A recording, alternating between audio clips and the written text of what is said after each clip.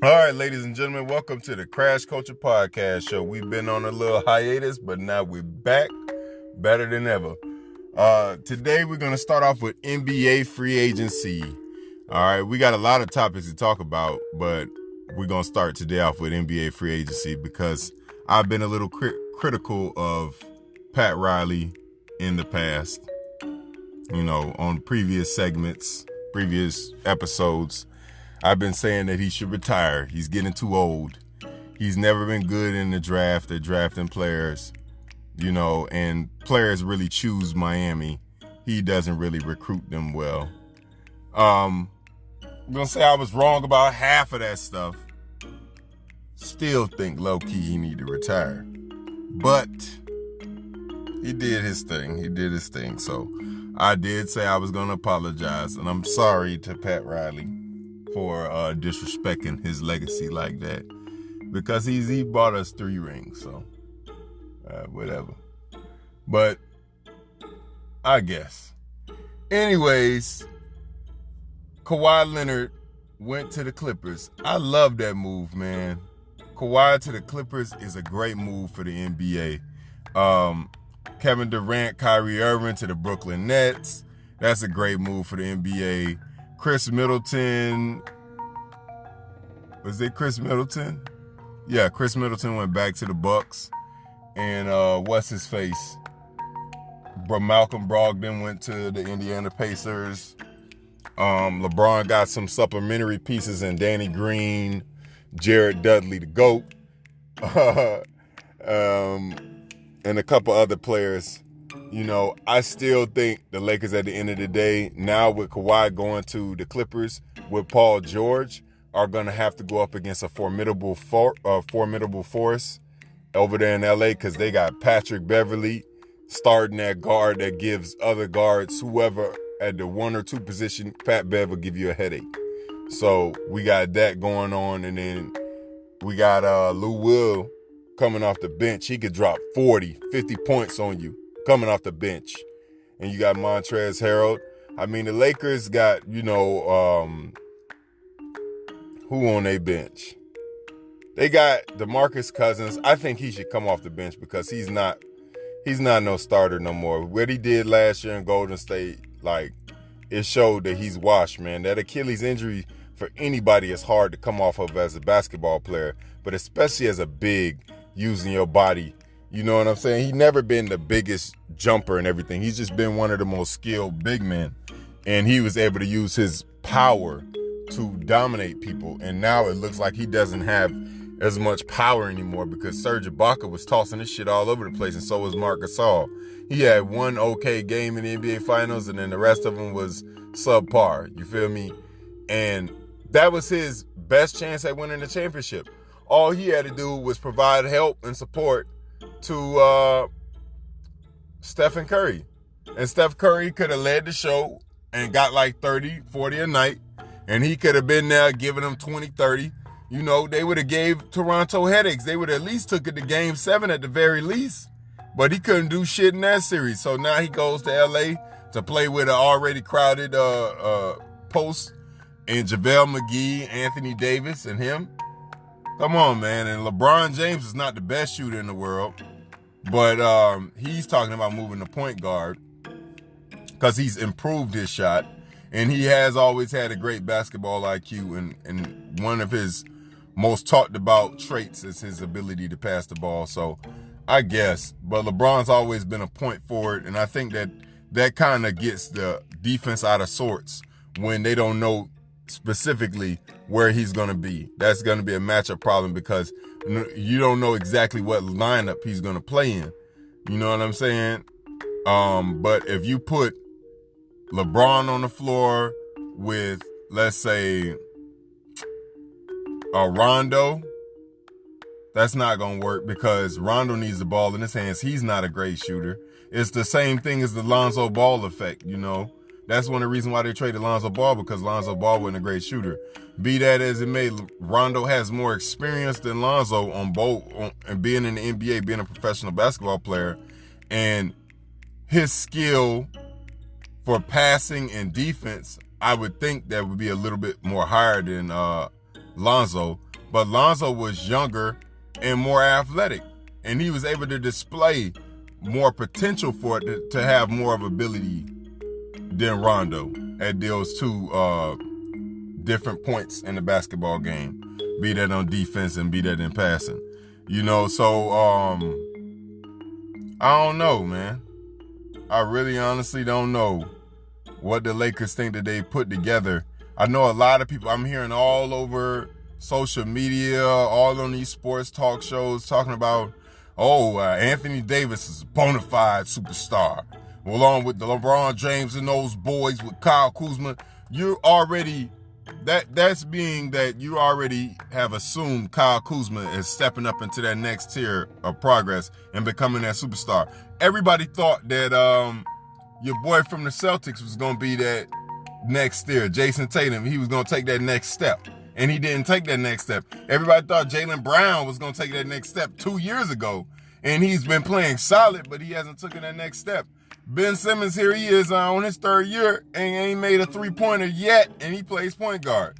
So some players don't necessarily progress. Some of them stay in the same spot. You see what I'm saying? And if Kuzma stay in the same spot, he's going to be just what he's been, a good role player. But that move for Kawhi going to the Clippers, I'm gonna speak on that in a minute, but yeah, that move to me was one of the greatest moves to ever happen in free agency. Okay? Outside of LeBron's decision to come to Miami, that made me happy because I'm a Heat fan, of course. But this is probably the decision that made me more happier than LeBron coming to Miami. Nah, not really. But, it's second to that, because it balanced out the NBA, and it took LeBron's chance of him trying to stack the deck. And if he wins 2 titles in a row, they're going to talk about him being better than Jordan. And it's like every team he got on, he stacked it. And you can't compete. You can't even compare those two. Jordan, who had his team built through the draft and free agency, like organically, like you can't compare LeBron to what he's been doing with teams, like going to teams and stacking the deck with a bunch of teams and trying to run the table to win a NBA championship. You know what I'm saying? It really doesn't compare. To me, LeBron's been out of that conversation ever since he lost to the San Antonio Spurs for a second time when he was in Miami. He's been out of that conversation since then. He tried to climb back in that conversation when he went to Cleveland and stacked the deck with Kyrie and Kevin Love, and they lost that first year, which they should have won, and then they won that second year, which they should have lost. I mean, everybody say he brought the first championship to the city of Cleveland, so he gets to be considered the GOAT. I mean, Jordan brought the first championship to the city of Chicago, and bought the second, the third, the fourth, the fifth, and the sixth. What are we talking about here? And did it all on 2 3-peats. So, you know what I'm saying? It doesn't add up to me. LeBron has to at least win more than he lost. You feel me? Before we can start talking, if he gets 7 rings, then we can start saying, oh, he's the greatest of all time. You feel me? Because then he'll be 7-6. But right now, 3-6, possibly gonna never make it to the NBA Finals again. And if he make it there, he got to get past whatever powerhouse team it is in the East. Knock it off, bro. Knock it off, bro. I don't even want to really consider him second best in the NBA. In NBA history, I mean. Not in the NBA currently, but in NBA history. LeBron had his time where he dominated the league. He dominated the league for over a decade.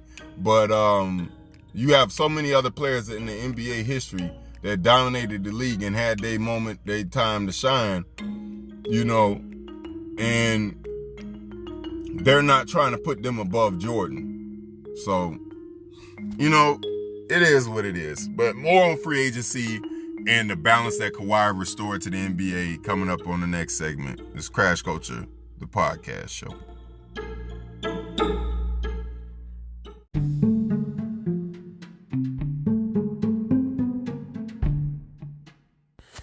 All right, we're back with the Crash Culture podcast show and getting into more of this NBA free agency coverage.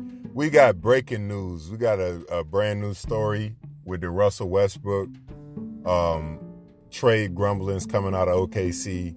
He has just been traded to the Houston Rockets for two future first round draft picks and 2 future pick swaps in the first round, and also as well as Chris Paul. Who won this trade exactly?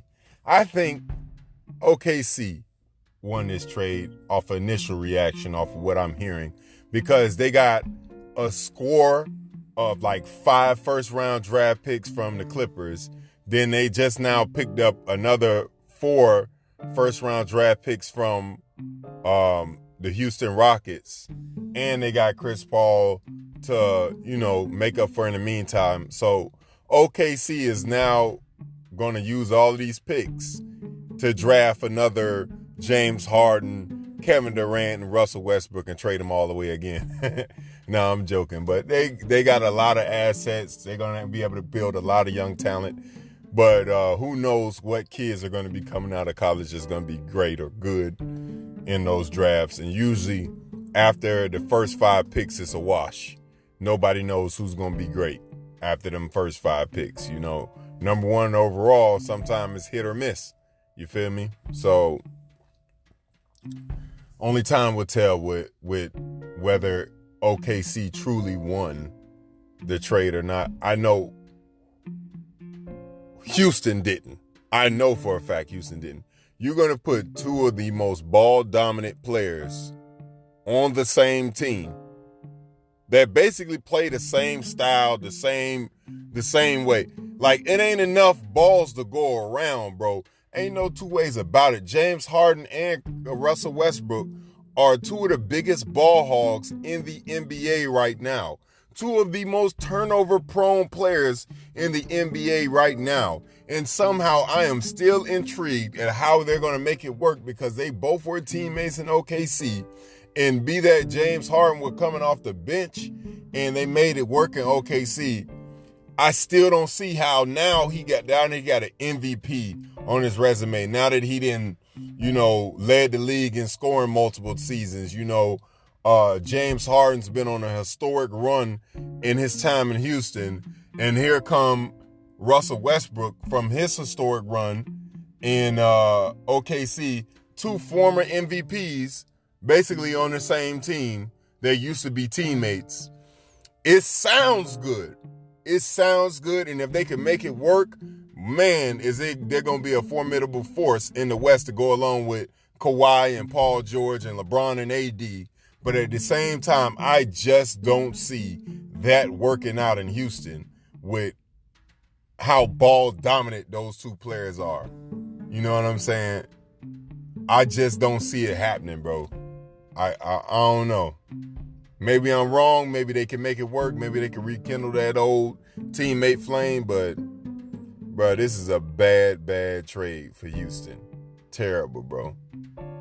Terrible, bro. And when it's not working, they're going to try and point fingers at Russell. They're going to try and point fingers at Harden. They're going to try and point fingers either which way. But the fact of the matter is their style of play for the NBA that was, where it was one team full of all-stars that played basketball the right way in Golden State, dominating the league, it wasn't going to work in that type of NBA. Now it's a different NBA. Now it's kind of like a duos type NBA, with Joel Embiid and Ben Simmons in Philly, with Giannis and Chris Middleton in Milwaukee. Then you got Kawhi and Paul George in LA with the Clippers. You got Donovan Mitchell and Mike Conley in Utah. You see what I'm saying? It's like a lot of duos right now. Kyrie and Durant when Durant comes back. You feel me? It's a lot of duos right now going on in the NBA. The super teams where it's 4 or 5, all-stars on one team, that ended when Kevin Durant decided to leave Golden State. You know what I'm saying? LeBron James tried to put that together with Kawhi, and it just all come tumbling down. And then the Lakers had to scramble. And for scrambling, they picked up some decent players in their little scramble. They got Avery Bradley, Danny Green. Those are two good shooters and two good defenders. I don't know about some of the big name players in the NBA if they're going to be that good on defense against those guys, but they can guard some average players. They can guard like a Bradley Beal or something like that. They can guard him. Those two guys.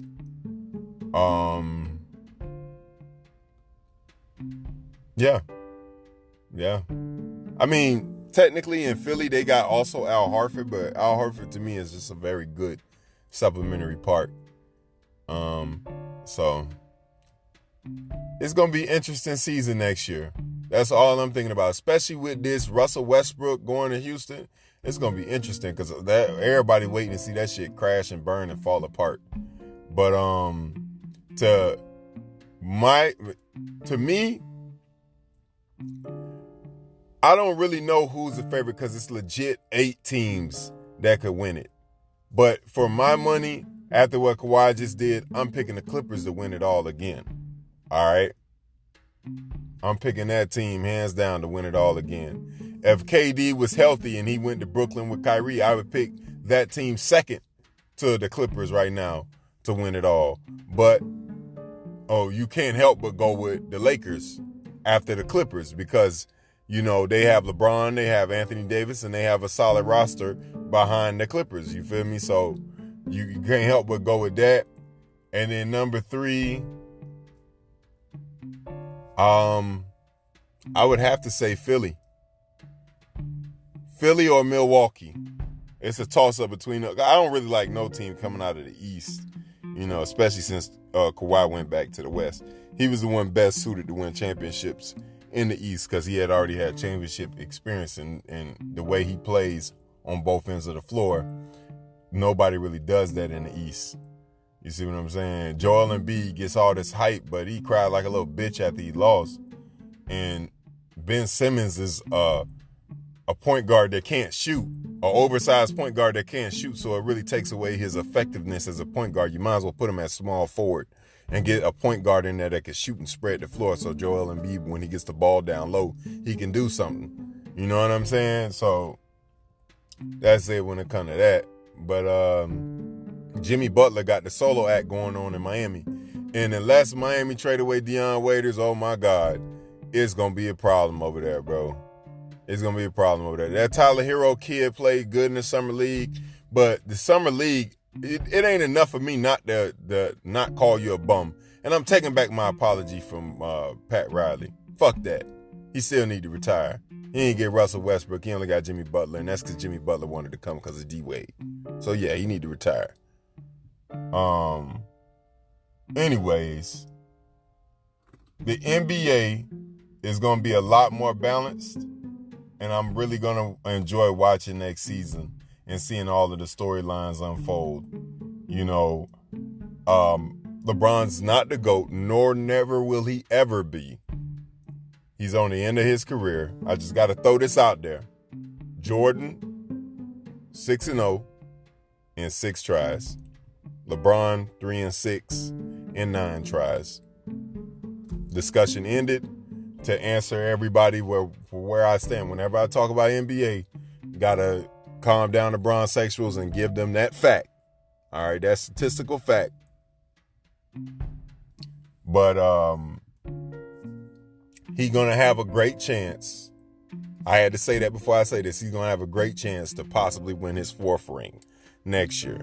I don't think it's gonna happen, but he could possibly pull it off with the roster that he have it and with the parity that is now going on in the league. Yeah, that's how I feel about free agency right now.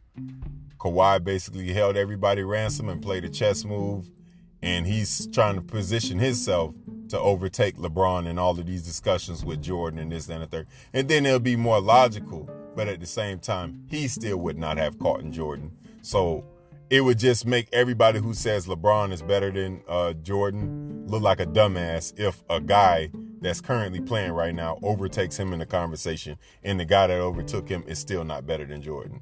So, I just got to put that little bit of knowledge out there to the universe, let y'all know what's really going on, because all of these analysts and all of these media personalities on all of these sports shows and these sports channels like ESPN, Fox Sports, and all of these guys, they like Chris Broussard and whatnot, they're going to tell you something that is more politically correct because they're in front of cameras. And if they tell too much of the truth, then they know that these players are going to get back at them like KD clapped back at Chris. I ain't got to worry about nobody clapping back at me. And if they clap back at me, I'm going to say, find the lie. Point out the lie. Where's the lie? You feel me? So I can just say the truth when it comes to that. I ain't nobody, this is a no dick ride LeBron zone over here. No dick ride any player zone over here. If you suck, you suck. If you're great, then you're great. If you're not on that level of greatest of all time, then you're not on that level. We're just gonna call it spade a spade. All right. Yeah, that's why I stand on that. Those are the marquee teams right now. I could talk about New Orleans with the young talent that they got with Zion, but to me, Zion's, he got injured in Summer League. We're not going to really even see nothing about him or hear about him until after like a month, 2 months into the season. That's when we're really going to know what type of player he is. For all the hype that he got, right now, I'm not impressed. I'm very underwhelmed, okay, with him and RJ Barrett. But, like I say, this Summer League action, not the NBA regular season, only time will tell.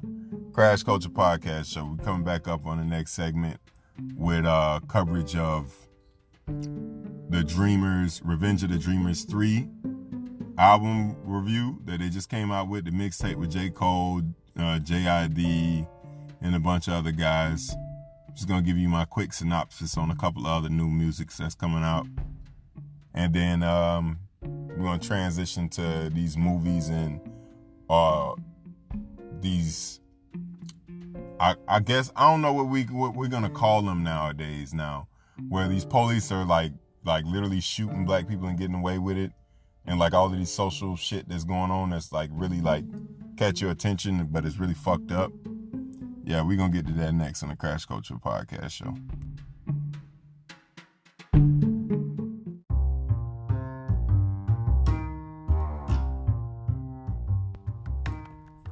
All right, in other news, what are white people mad about today?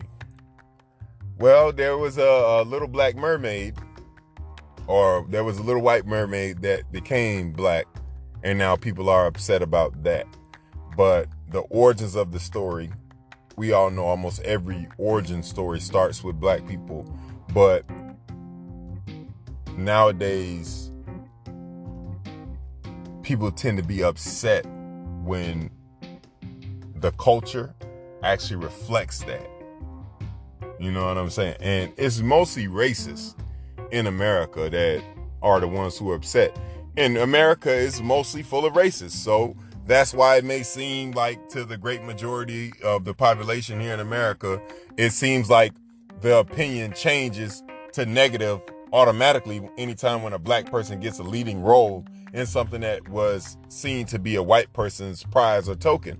You know, it automatically switches to negative. Everybody automatically thinks like, damn, like black people trying to be mermaids now. Like, oh, that was a white girl in that cartoon. Sorry about that. That was a call from my good old Uncle Thomas. Shout out to my Uncle Thomas over there. He always be looking out for a player. You know, we just had a family reunion and things went well. But more on this subject of Ariel and the Little Black Mermaid. You know, there was so many Facebook pages that popped up that said, "Not my Ariel." That hashtag was trending in a matter of hours. You know, like, it's just so ridiculous. Like, I don't know if America's ever going to change this. You know what I'm saying? This has been around since my parents' parents, you know, being like America being racist. So it shouldn't surprise us. Anytime when we do something groundbreaking, it's always going to be resistance. It's always going to be hatred. You know, it's just like with Kaepernick and him taking a knee. they chose to make that about the flag instead of making it about the issue that he was calling attention to, which was police brutality. Because you know why? America's more comfortable with black people screaming and crying and dying than they are with us celebrating and laughing and being happy. You know, and that's just the facts of the matter. And we've been in this fight for over 300 years. You know what I'm saying? And it's going to make us strong. It's going to continue to make us strong. We already are strong, resilient people, and it's going to continue to make us stronger. But we can't be sit up here and we can't be silenced. We ain't going to let this silence us. You know, for years and years, they've had white actors playing historically black people roles. You know what I'm saying? They've had white actors dress up in blackface. I mean, Robert Downey Jr. in Tropic Thunder wore full blackface. You know what I'm saying? And it was literally like depicted in the film, because it was like a film about a film. You know, and it's just ridiculous. A lot of people gave him a pass because he did it in comedy and jest, but really, he wore blackface. Ain't no two ways about it. And with the movie Gods of Egypt, after I seen that movie, I don't want to hear shit about anybody culturally appropriating any roles. You know what I'm saying? On our end, on black people's end. Because, I mean, Egypt is in Africa. Africa is very close to the equator. That means it's very hot in Africa. You let me know when you just see white people being born over there and just walking around with like that Caucasian skin tone, like that white skin tone. You know what I'm saying? Especially back in them ancient times. I mean, if you look at the hieroglyphics, they have nothing but black and brown people. Like it's ridiculous. Even the statues of them are black and brown, encased in gold. Like, it's ridiculous. That movie was ridiculous. It was literally whitewashed. And now you gonna sit up here and complain to me about a fucking mermaid, a fish that's not real, because they chose a black singer, a talented young black singer, an actress. I'm so mad I can't even say my words right now. It's ridiculous. This is fucking ridiculous. And just when you thought it would stop, just when you thought it would stop, I'm getting tongue-tied. I'm speaking so fast. I'm so upset and enraged about all this bullshit that's been going on lately. You know, they come after Rihanna. They come after my future wife. And they say that she's culturally appropriating because she did a photo shoot for a Chinese magazine. And the Chinese stylists and the Chinese makeup artists all made her look like she was Asian in the shoot for the Chinese magazine. It like I don't know where to go with it. People are upset, literally upset, in saying that Rihanna's culturally appropriate. Now, this is mostly coming from white people, I bet. The people that culturally appropriate more than anything on the face of earth. The people that culturally appropriate more than anybody are upset that Rihanna is paying respect to another culture. And they're trying to label that as culturally appropriating. In the words of the great Chad Ochocinco, child please. Child please. Y'all don't get the fuck out of my face with that shit. You know how many, just Eminem alone, like in music, we can go to just music. Eminem and Mac Miller alone, like y'all, everybody loved them. Everybody championed them as being hip hop artists and great rappers and great lyricists, and try to put them in categories they don't belong in. Where in reality, we could just say they culturally appropriating. Like, they getting by. You feel me? Like, we let motherfuckers live and they were paying respect to the culture. You know what I'm saying? It is what it is. They respecting. It's a difference between culturally appropriating and respecting a culture. You see what I'm saying? It's a big difference between culturally appropriating is when you steal or take, and you know what I'm saying? You don't have nobody there to co-sign for you to do that. You feel me? Like, Eminem came up out of Detroit. You feel me? He was affiliated with D12, started that whole clique and stuff like that. He had to go to rap battles. He had to get his credibility. He was rapping when Big was alive and was even on the song with Big.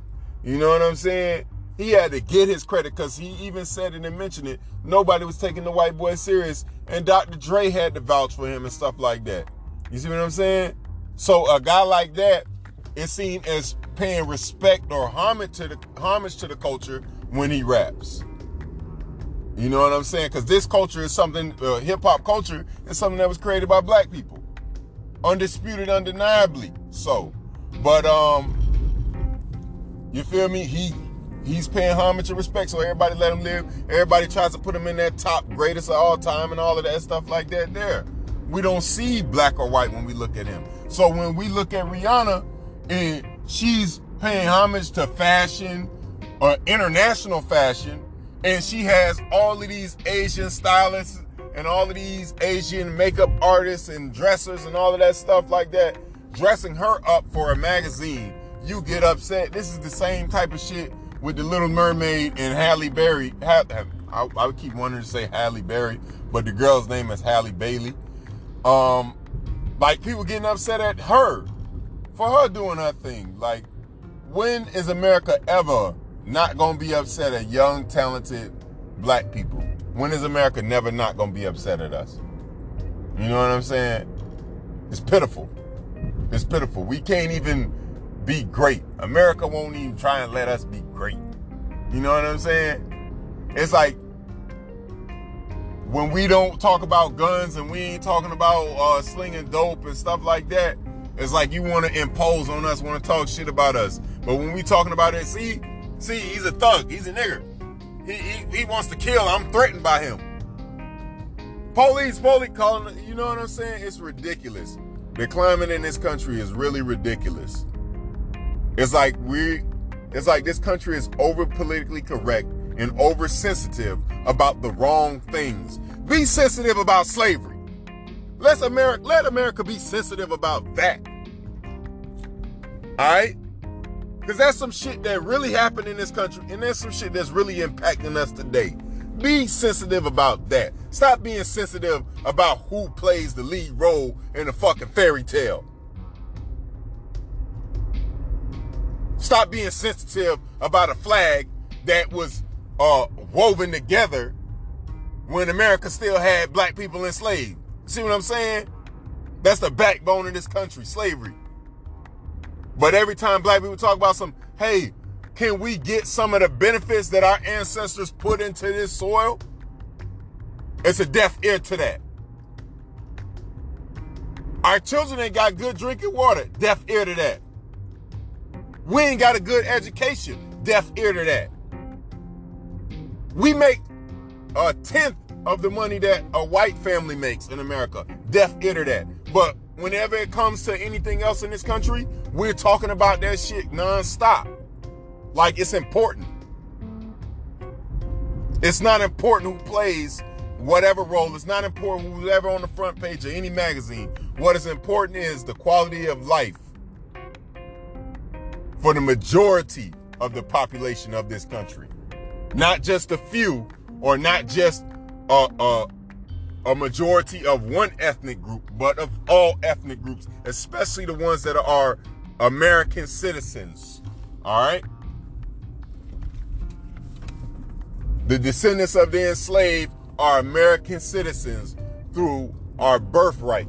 All right? Through our great-great-grandparents toiling and enslaving in these fields in this country to build this nation's wealth. All right? If you're going to give everybody else something, especially people that haven't even, their ancestors haven't had to endure over here, you giving everybody else credit for everything else, and we worried about everything else in this country but the right things. Let's turn our attention away from negativity, especially in the black community too.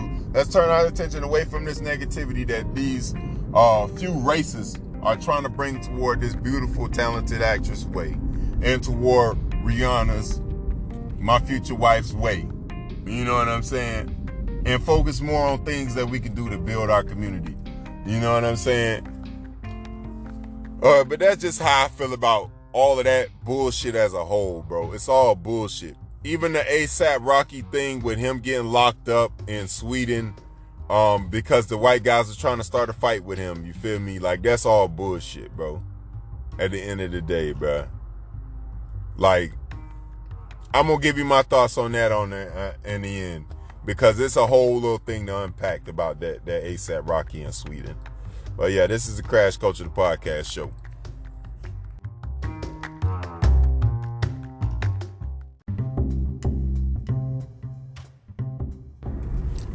Alright, so we back. ASAP Rocky got locked up over in Sweden. From my understanding of the situation, two Swedish guys, drunk, they look like they were drunk. They going up to ASAP Rocky and his crew, provoking them. One of them threw his headphones at ASAP Rocky's security. And so ASAP's recording the whole thing of these guys provoking them and fucking with them. And then later on, off camera, I guess, ASAP Rocky and his crew whooped their ass, duffed them out, whatever you want to call it, whatever the case may be. Then later, ASAP Rocky finds himself in a Swedish jail. And he's living in, quote unquote, inhumane conditions. Now, to me, when ASAP Rocky say that, I don't know if it's just me or not, but what may be humane to ASAP the Rocky, the pretty boy, the pretty Flacco, you know, the guy who's used to these like caviar type settings, you know, and he's really into fashion, like, to him, maybe inhumane settings is if they don't have marble in the showers. You feel me? So I don't know, like, if I could trust a report of him saying he's living in inhumane conditions. You feel me? Because, like, I've heard Sweden is a relatively nice place. You feel me? So, why would he be there in the first place if it wasn't relatively a nice place? You know what I'm saying? So, it ain't like these rappers go on vacation or do tours in, like, the slummiest slums in the world, you know what I'm saying, or the most dangerous places in the world. Because if that was the case, a lot of these rappers would go straight to Brazil, you know, one of the most dangerous places in the world to go. But I don't see a lot of these rappers throwing tours in Brazil. You feel me? You want to be foreign? Go over there. Africa ain't even that dangerous. It's just due to the Western world and how we sensationalize things, and this country especially wants black Americans to look at Africa in a negative way. They put out so much negative stuff about them, it makes us think like all of these stereotypes, like Africa's starving, you know, they'll rob you, like dudes in the Congo in the jungle or jump out of the bush and rape your mother. You feel me? So that would lead us to think like, oh, let's not go over there. Let's not do tours over there. Let's not give no money to those people over there because, you know what I'm saying? This is what the TV shows us over in America. So this is what we think, and this is how we process being in that country. But in reality, Africans are some of the nicest people in the world. So it is what it is. But you know, the funny thing about it is there was an article saying some things that ASAP Rocky said. I don't know if he said this while he was locked up or before he was locked up. He was saying that he didn't sign up to be no political activist. I think he was saying this when he got locked up. He didn't sign up to be no political activist. He wants to still talk about his motherfucking lean in his cup that he be drinking, his jiggy bitches and his dead homies and his fashion shit. He basically wanted to still preach about ignorant shit. So he didn't sign up for this like Meek Mill. You feel me? But I could kind of understand him on one side of that And then another side of me saying, like, bro, you's a fucking idiot, bro. Like, this is not something that is thrust upon you. You're born being black, so you're born with a target on your back, jackass. You think that you walk in these rooms with all these white people and they just look at you like, oh, he's another rich black guy. He's one of us.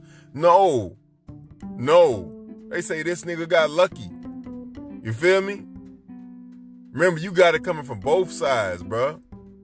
So, like, whether you like it or not, when you get in these type of positions, like, don't try and forget where you come from. Don't try and forget. It was just a dude the other day who got killed in New York because allegedly he had a weapon on him. Well, he didn't get killed. He got shot by police. It was 2 police officers standing over the top of this man. They could have subdued him, both of them. One of the officers just stood back and the other one was tussling with him and wrestling with him, and then eventually he pulled out his gun and shot him. The report is that the man survived, but at the same time, the report is also that the man had a gun and he was going to pull it out and shoot the police officer.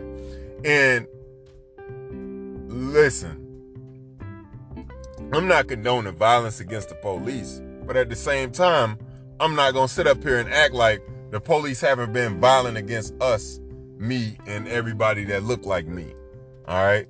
So if a man has a weapon on him and he's trying to defend himself against a police officer that has a background of murdering black men in cold blood, I mean, he has every right to me. You know what I'm saying? Like I say, allegedly he had a gun on him. I don't know. Maybe the police could have planted that gun on him. New York police are very crooked. So it is what it is. And A$AP Rocky comes from New York, so he knows how the police is. Like, 2 of the places where the police are the most crooked is New York, California. Those are the 2 mainstream big cities, and those are the 2 places, like LA and New York, like, police are notoriously crooked. Literally. So it wouldn't surprise me if they planted that gun on that man. But whatever. I just don't believe everything I see in the news. If they say he had a gun on him, unless you show me video. Because every site that I'm going to trying to get this video, I can't find this video. If somebody knows, if they got the video of the man having the gun and physically pulling the gun out on the police officer, then send me that video. Please send me that video. Not no Photoshop shit. Send me that video. My Instagram is BamBinno. You can Instagram it to me. But it's, yeah, like y'all already know. It's BamBinno without the W. So, yeah, man. But A$AP Rocky, you gotta stop being a jackass, man. Get your head from out of your ass, bro. You know, Meek Mill didn't ask to be locked up for riding his dirt bike down the street. But when he realized the opportunity that was in front of him to speak up for the other brothers that don't have no voice, that's in similar situations like him, Meek Mill manned up and matured, and the world celebrated him for that. The community celebrated him for that. Now Meek Mill is seen in a totally different light than what he was seen in before, where he was taking constant L's from Drake. Now Meek Mill is seen as the ultimate comeback kid, like one of the ultimate comeback kids, you feel me? Everybody used to make fun of him. He used to be bud out of a lot of motherfuckers' jokes. Now all of a sudden he on songs with Drake again. You feel me? And now they popping again. You feel me? So, yeah, A$AP, get your head out your ass, man. And think about this realistically, bro. You had the whole community riding for you. You feel me? Galvanizing behind you, behind this fuck shit what Sweden doing. People boycotting and stuff like that. And then you come out and say some jackass shit like that, bro. Sometimes silence is golden. And like them 2 lawyers say, it's shut the fuck up Fridays. And A$AP Rocky, you need to shut the fuck up. All right? It's kind of hard to defend you when you say dumb shit. All right? In other news, we also got that Cardi-B and Jermaine Dupri little spattle battle. Jermaine Dupri recently said that hip-hop artists nowadays only want to talk about their pussy and how to use a dude and all this, that, and the third. And Cardi-B was like, y'all, we would talk about other things, but y'all men don't want to hear that. All y'all want to hear about is the ass, the titties, and the pussy and all of that shit. And on both sides of that, they both got points. Because Megan Thee Stallion just released her freestyle on XXL. And it's a lot of the same of what she's been saying. Like, she's a big, tall, fine motherfucker with a big ass booty. Like, I mean, I don't know how many different ways females could say that. Rappers nowadays, females could say that. I mean, Nicki Minaj killed it with it. Lil' Kim killed that with that. I mean, the only rappers I can remember in recent memory, only female rappers I can remember saying, like, rapping about other stuff is Queen Latifah and MC Lyte. And that was like 80s, 90s. You know what I'm saying? That's a long time ago. You feel me? So, yeah, if we gonna change this culture of how females talk in their lyrics, you know what I'm saying? It's on us too to stop objectifying them. You feel me? It worked both ways. It worked both ways because we get all of this jewelry, we get all of this money, we get all of these cars, we flex this hard and talk about all of this dope fighting and all this crazy shit for these females. Like, take the baby for instance. He not beating them soft ass niggas up on camera just because he's just a fighter and he be in the gym all day long working on his technique. No, he's a rapper. You feel me? He doing that shit for clout. The same way he posted a video of him standing up to them soft ass goons that was supposed to be running down on him in Atlanta and neither one of them did shit. You feel me? It's for clout. It's to increase his name. It's to deter motherfuckers from coming to fuck with him. You see what I'm saying? So it's like Blueface. He talking about bust down Tatiana. He talking about all of this shit in the song to objectify women. You feel me? We got the women in the videos with their ass shaking and all of that. Like, we adding to them thinking that they gotta rap like that in order to get everybody's attention. You see what I'm saying? And the younger females nowadays only want to hear that type of style of rapping. You know what I'm saying? From a female artist. They want to hear that. And then they'll go listen to a Beyonce. They'll go listen to a LMA when their feelings then got hurt. You feel me? Or their heart then got broken. You feel me? To try and reason with them and make sense to them. Well, I think they just need to listen to them all the damn time. I think y'all females just need to listen to R&B all the damn time because nowadays the rappers, the females that's rapping, they ain't gonna give you that type of lifestyle. They're gonna try and talk like a man, and sometimes a lady that doesn't recognize what's ladylike is crossing over into a dangerous world, you feel me? For her. You feel me? Because men, I think a lot of men we just comfortable with just being the bad guy. You know? We don't really care. I think men think that females think that they can fix us like that, so we be like that. It's a real deep concept, really, to break down and get into it, bro. It's a real deep concept.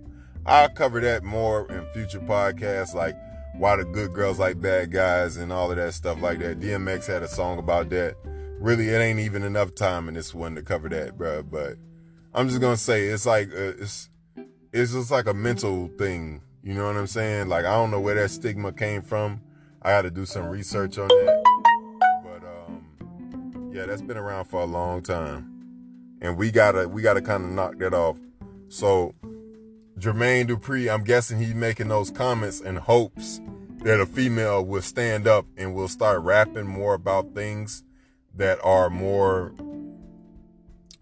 that have more meaning, have more substance than the talking about their ass, they pussy, and getting money and using dudes.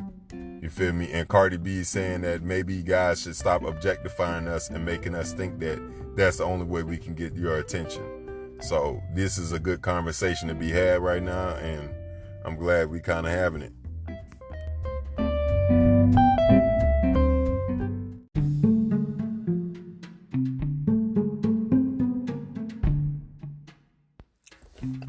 All right. Yeah. We back with the Crash Culture, the podcast show. One thing I want to talk about is these nasty ass motherfuckers licking the ice cream or licking the food in the grocery stores and putting it back. Like, y'all motherfuckers sick. I don't know who thought of this shit. I don't know who coming up with this. At the end of the day, I guess you can call me conspiracy brother from undercover brother, because I think that almost everything is like a government plot. You feel me? You know, to get either black people arrested, because you know we like to go with the trends and we like to continue to be the trendsetters and go whatever's popping, or get us sick. You know what I'm saying? It's always something going on to take our attention off of the real issues that we can be using to make ourselves better and make our communities better. And this is no different. That's some nasty shit, bro. Like, I seen some dude that worked for Taco Bell lick a whole stack of tacos. Like, bro, like, I don't even want Taco Bell no more. I didn't even want Taco Bell before that. I had a sister that used to work at Taco Bell. She told me how they made their meat. And after that, I didn't really even want to eat Taco Bell after that. But man, y'all be safe out there, bro. Like, if stuff ain't in, y'all gonna make me go 100% vegan, bro. Because if stuff ain't in a wrapper now and sealed up, I don't even want to touch it no more now. You feel me? Cause this shit getting wild out here, bro. People could have AIDS and all type of shit, and they licking food and putting it back. Like, ew, bro. Like, it's just like them kids eating them Tide Pods. What the fuck is wrong with these millennials nowadays, dog? It's not me being no old head or no shit like that. Like, ain't nobody teach you no home training. Like, for real, like, this social media shit is making motherfuckers go batshit insane. Like, literally doing wicked shit like that, bruh. I don't like nobody even talking next to my food, bro. I got a whole argument with this dude at work because he was talking over my sandwich one day, and my sandwich is in the wrapper. And I told him, you don't understand the energy that you putting over my food when you talk in front of it. Like, I don't even want you talking over my stuff. Like, bro, like, it don't. And then he tried to touch it and move it out the way after I told him so. I'm like, bro, you didn't touch it now? Oh, man, you eat it. You be bugging out, bro. That's the stuff that you putting in your body. People putting this food in their body, bro. And Lord knows what you motherfuckers got. Y'all licking people's food, touching people's food, and then putting it back. You deserve to go to jail. I don't know about the girl case where she's facing 20 years. I don't know about that. Like, you could just throw the food away if you're the grocery store. You need to be more vigilant with that. But at the same time, like, you do need to get some type of consequence for doing that. That's wicked. That's some sick shit. That's almost like chemical warfare. You feel me? It's almost like putting smallpox in a motherfucker's mailbox. Remember when they was doing that? Putting smallpox in people's mailbox and shit? People was becoming infected and dying and shit? That was crazy. That was happening like when I was in high school. That was like 2004, 2005. You feel me? So, yeah. People got some nasty shit going on. Speaking of a nasty motherfucker, breaking news, R. Kelly has now been charged with federal sex crime charges. You feel me? Like, finally, R. Kelly is finally going to do some time for the shit that he's done. And this is not similar to the Bill Cosby thing, because they bringing shit up on Bill Cosby from 20 years ago when he was about to buy a major network right now to basically stop him from doing something that was positive for black people. So Bill Cosby has had his asshole moments where he said dumb shit, but we all human at the end of the day. We all say dumb shit. But overall, what this man's life has stood for the black community, you can't underwrite that. And for what they did to him, don't try and compare this shit to what they're doing to R. Kelly right now. R. Kelly just getting what he's owed as well. But at the same time, let's not forget the Harvey Weinsteins of the world and the Donald Trumps of the world. The white guys who can do this type of shit and get away with it. And the court of public opinion don't do shit to them. But the black men, they take them and put them in jail immediately almost. So it's one of them things, like, if you're going to give justice to this issue, if the Me Too movement is going to go after all of these men doing this fucked up shit to women, go after all of them. You feel me? Don't just go after all of them and then stop short at the black people because you can get them locked up faster than you get the white dude locked up. No, get everybody that's doing all this fucked up shit to these females locked up. Lord knows how many people in Hollywood doing wicked shit to young girls and young boys. You feel me? I done heard so many stories coming out of Hollywood. It's ridiculous. You know what I'm saying? So we need to get that taken care of. We need to really look at this objectively and with a clear head and really understand what's really going on. You feel me? White men can get away with doing this same shit, like raping females and stuff like that. And a black man that could get accused of it can get locked up automatically. You feel me? He don't even have to do it. He can get locked up automatically for them saying that he did that. You know, I'm not saying that R. Kelly is one of those men that's getting accused. To me, R. Kelly did that shit. So him going to jail, he deserved whatever he's getting. You feel me? It is what it is with him. But I'm just saying, I'm calling attention to it as a whole. Let's be balanced with this. Let's be fair as fair. All right? Don't give one person a greater charge than other just because of the skin color that they have. All right? And I'm pretty sure R. Kelly and a lot of powerful black men are finding out it don't matter how much money you got. At the end of the day, you still a nigga to this world. You feel me? As A$AP Rocky found out when he went to Sweden. You feel me? So, we got to get that looked at and get that taken care of. You feel me? Yeah, man. A lot of crazy stuff going on in the world this week. We're going to have more coverage coming up soon.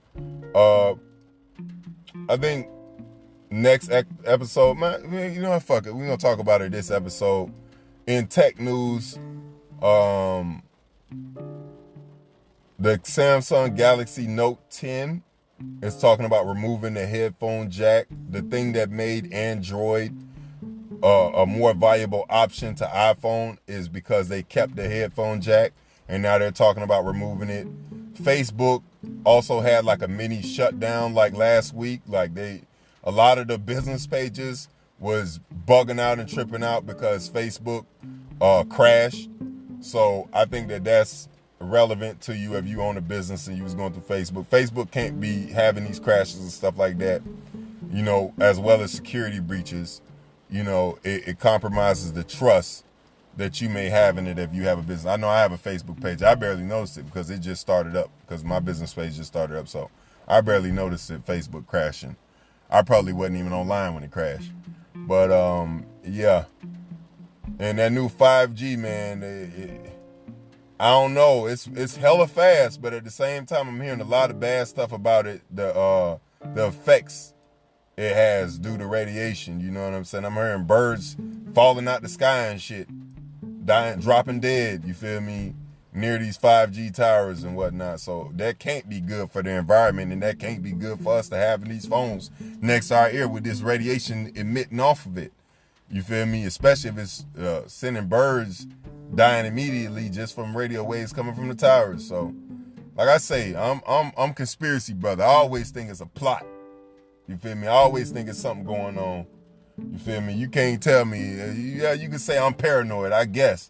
But at the same time, when you really look deeply at things and the way the world going, am I really? Am I really? To me, it's only common sense that whatever's most beneficial to the people of the land, it should happen. Universal health care should be something that should be common sense. It should happen. Livable wages, a better minimum wage, because this is what I found out with a minimum wage is a job is only obligated to pay you that. You know what I'm saying? Because that is mandated from the government. You feel me? So all of these jobs that's paying you more, if you signed a contract with them and you fucked up on the contract, then they could reduce your hours. In the state of Florida, I know this. They could reduce your wages down to that, no matter how much they promised you your wage was. But you can battle them in court and whatnot. But at the same time, why should you have to? It should be mandated that we should not have to work more than one job. student loans, school should be free at the end of the day, because we are getting this education to become more skilled workers to make a better economy of skilled workers. So certain things like that just make sense. You know, reparations for black people, it just makes sense. Everybody else got it. Everybody else got a financial base or economic base to build their community. Why not us, the people that help build this land? So it's just, we got to make sense. You know what I'm saying? That's what I want the theme of episode 6 to be. Let's all just make sense. All right? Let's all get along and let's all just make sense. All right? Not just common sense, but sense. You know? This is a Crash Culture Podcast show. I'm your host, Bam Bambino, a.k.a. Bam, a.k.a. Space Coach Joe, a.k.a. Joe. You know, like I say, holla at me through Instagram at Bam Bambino, but it's spelled Bam, Ben, no, without the W. On Twitter, the same thing, and on Facebook, Bam Smith.